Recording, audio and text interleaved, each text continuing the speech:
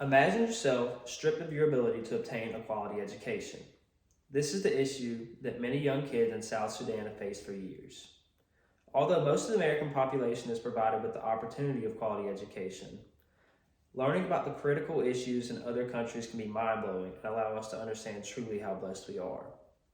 I have thoroughly researched this topic to share accurate and authentic information. Also, I am passionate about the fact that everyone should have the opportunity to receive a quality education.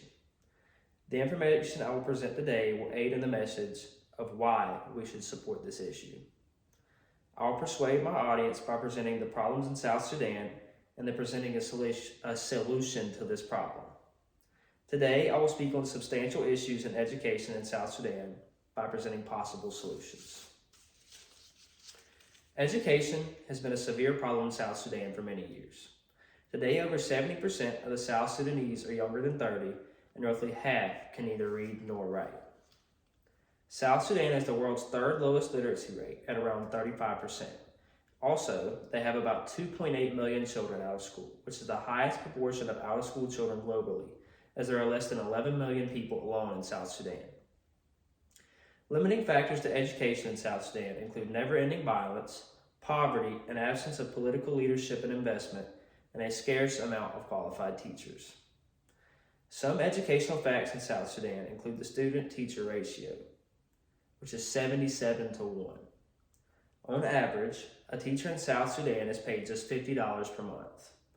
Only 20% of secondary schools in South Sudan have a single female teacher.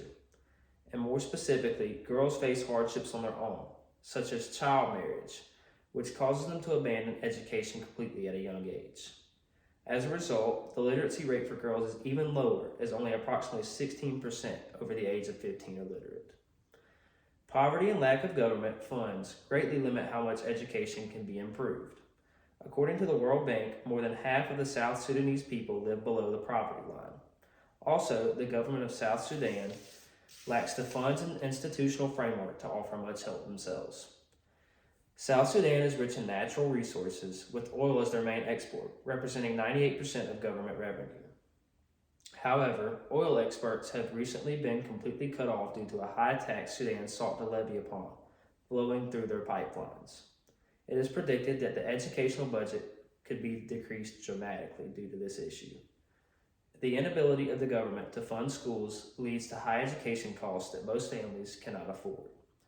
The overall poverty of the nation, leading to poor education, could lead to the complete downfall of the country.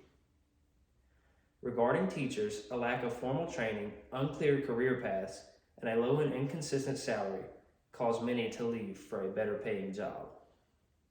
Making matters worse, a large number of people who work as teachers are untrained volunteers. According to UNESCO, around 35% of primary school teachers have not received any form of teacher training, and only 40% of primary schools have any trained teachers. A lack of teacher training programs and opportunities have contributed to this, with many desirous teachers restricted access due to financial, educational, and geographical constraints. This is extremely important to South Sudan, as the country's future now relies on the children. These children's poor education can lead to limited job opportunities, long-term effects of idleness, and high crime rates.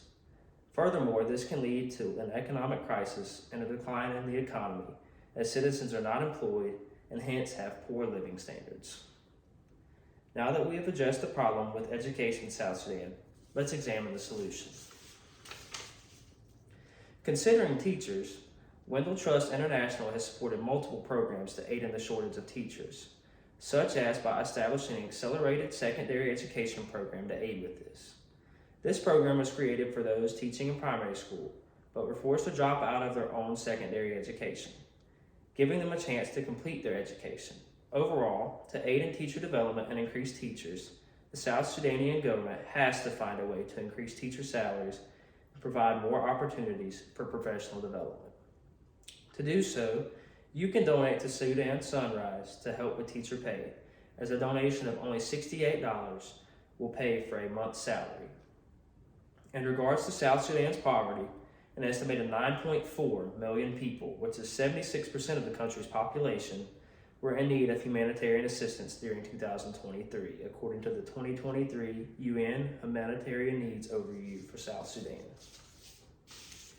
Also, USAID is responding to the humanitarian crisis in South Sudan by providing emergency food and nutrition assistance, healthcare services, logistics support, protection interventions, and water, sanitation, and hygiene assistance to vulnerable populations across the country, which include host communities, internally displaced persons, refugees, and returnees. You too can help by donating to a reputable organization, as USAID does not take donations themselves, but reputable organizations include the Center for International Disaster Information, Interaction, and Global Giving. You may question how much you need to donate. Most organizations accept any donations. However, as little as 8 cents can provide a healthy lunch for a school student, and just $50 will provide a school lunch to over 800 students. The terrible education in South Sudan is an issue that no child deserves to go through. We must come together to provide aid for this cause and change not only the future of the country, but also the lives of many innocent children. Thank you all for your time and have a great rest of your evening.